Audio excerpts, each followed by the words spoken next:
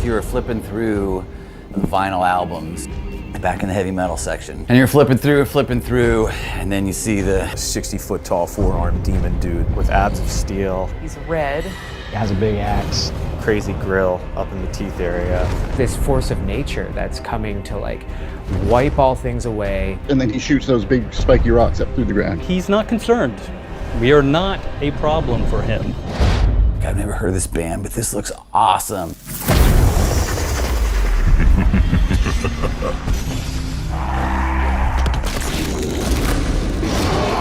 Choosing where we go next is something that Matt and I spend a lot of time on.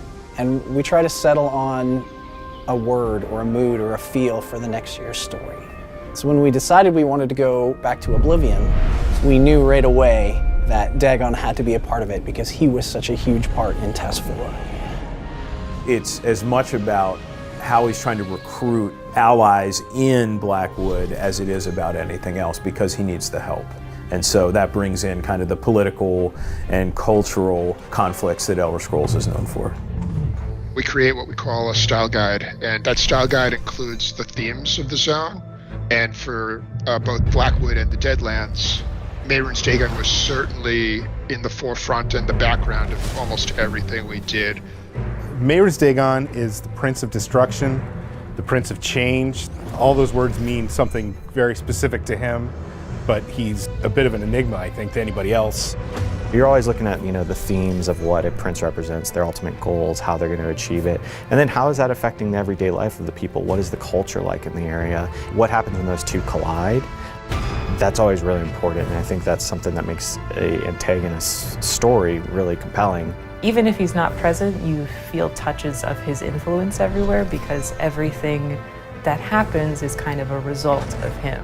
I don't think that he does what he does because he's mean or because he's evil. He does what he does because that's what he is.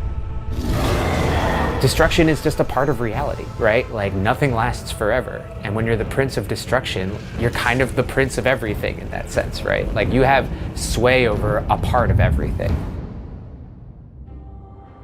I had done Dragonhold as a DLC before, but we did that entirely in the office. I knew this chapter, it's a lot bigger, there's a lot more to do in general. And then I was like, oh man, we're gonna do this from home. How are we gonna do this? Everybody was learning on the fly how to collaborate remotely, so there was a lot of meetings with like muted mics and whatnot. This gets that kind of like height thing that you were talking about, CJ. Yeah. Look up, look up, look up, look up. See, there you no one go. does. What's the point? Yeah. This year was 100% completely at home. How do we be collaborative in an environment that is really not suited to be collaborative? In a studio this size, and we're talking hundreds of people all connected in a connected environment, IT is kind of the lifeblood that makes all of that work. If you can imagine something you really hate in front of you, and just play with that. It was kind of like glory and chaos at the same time. Everything's like a new frontier, and just every moment is a new issue. Oh, you get the light go off.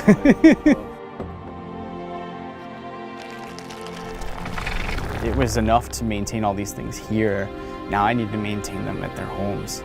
In truth, in the end, a lot of these folks are gamers. Kind of reconcile that like they know what they're doing. Bringing Dagon to life literally takes a village. It is a huge undertaking to coordinate all the different groups that are responsible for putting this together. I'm there kind of to help guide and give them a map to go off of as far as story and location, stuff like that. And it's up to the designers and the writers and encounters and art and everyone else who works on these things to kind of take that and run with it. When we start any character, we have to do research. And we have to figure out how is this character going to work. I had my 14-year-old take pictures of me, and I had like, I had my 5-year-olds like toy weapons, and I would like hold them, like I would think Dagon would hold them, and I would do a couple different poses, and then I would take them into Photoshop and draw over them and put them together, so it would be like sets of poses together with 4 arms. The concepts tend to be in 2D. It's up to us as the character artist to go in and add all the extra heavy detail. We spend a lot of time researching and learning anatomy, so we're able to take that anatomical knowledge and try to come up with an idea of how it would actually work. anatomy of where and how those arms are connected was a big part of what the experimentation, kind of exploration was. We had to check punching, we had to check hitting, all the things that you would expect from Dagon. I'll take a character and I always like to put them in the zone that they're going to be, so that way I can make sure the lighting is perfect, the textures look good in that environment. How do you art direct around such a distinct and universally read palette, right? Like, what are we going to put into there to make it worth walking around in and interesting and give the content guys something to play with? There was one particular page, I believe, from Dagon's book that has a red triangle and other symbols on it. And I sat down and I drew from that page for an afternoon. These are symbols that are directly from Dagon, right? I wanted to try to infuse that into the rest of the designs as much as I possibly could. The horns, the horn-like shapes, all of that molds into the architecture. It all folds into what we're trying to do with the rocks and the environment and the biome. The Deadlands is a physical manifestation of his will and his values. For every rune or magic circle that we have that has Daedric writing on it, there's intention behind all those things. I see that and suddenly I have more story ideas because like now I've got this space and I can see like the setting of things in this space and it inspires me, then change some of the story beats.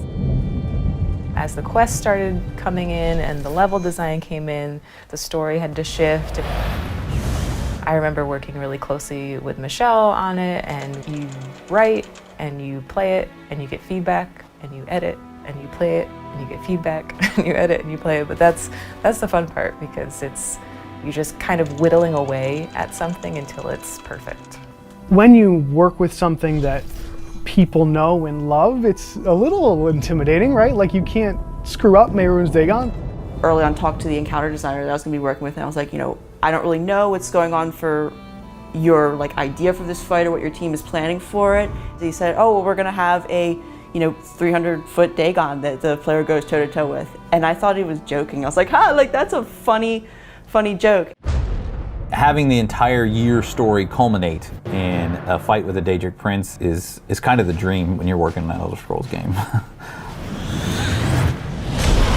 He can be the evil. He can be the big bad. He can be somebody that you look at and you go, I don't want to be in league with him.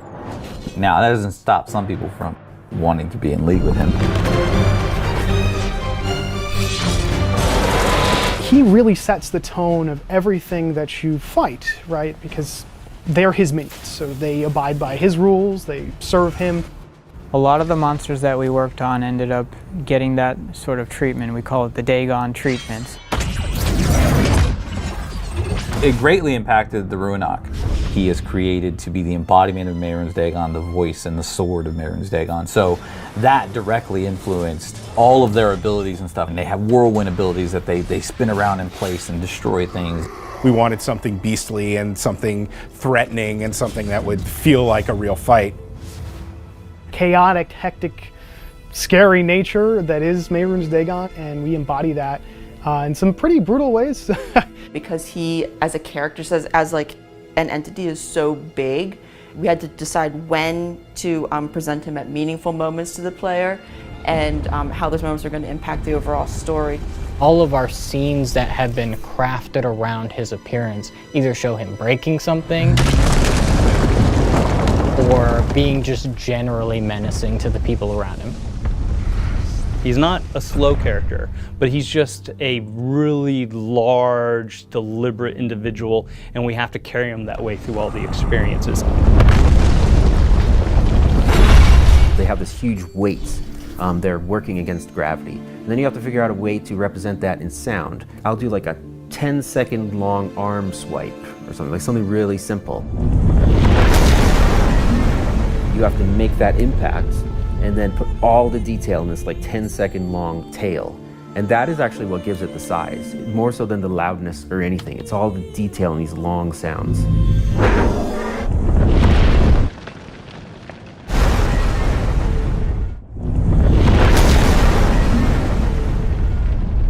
And when he talks, he doesn't talk really fast like that. He talks like that. Mortals, Lehman and I and Becky were talking about how do we make Dagon different from the other princes.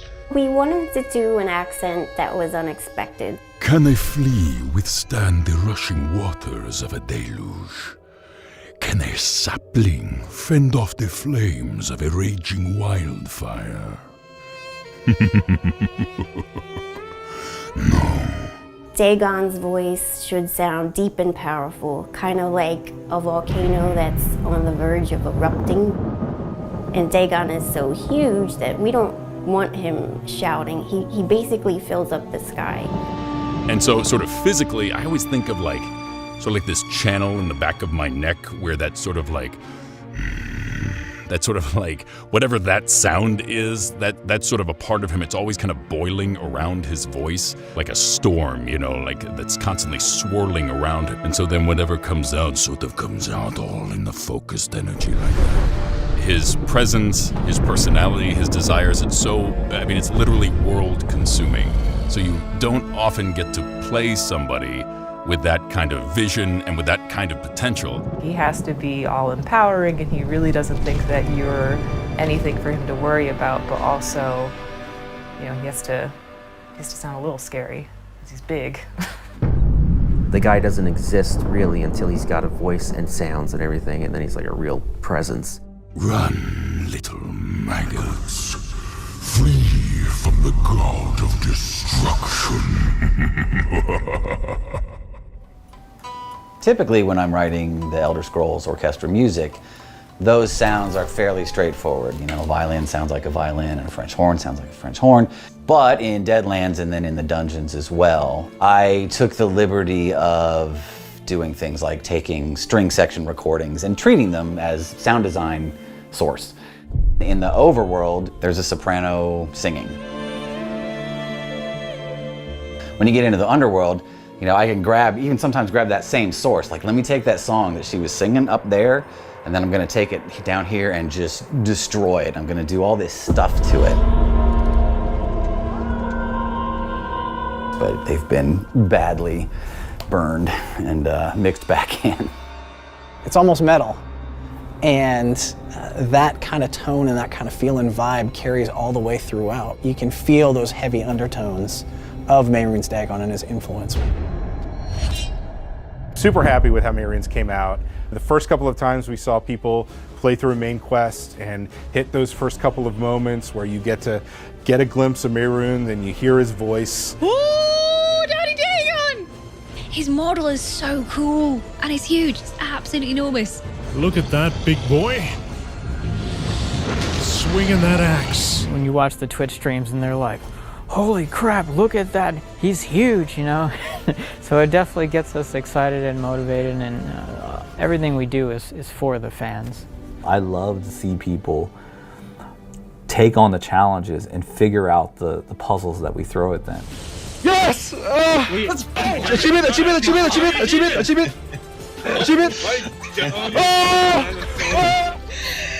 Jeez, I don't know how I survived that. But I did. Really makes it all worth it is just seeing the fans like reacting to a character or a line that you didn't think anybody would notice. They're really supportive. They create some of the most amazing fan art of any community I've ever seen. Dagon looms large over the Elder Scrolls universe. And so we wanted to make sure that we were paying off that lineage. We weren't just cradling this flame, we were feeding it, stoking it, and making it burn brighter, and something that could be passed on to other installments of the Elder Scrolls. I think anyone who is creative always gets excited when they get to see something come to life.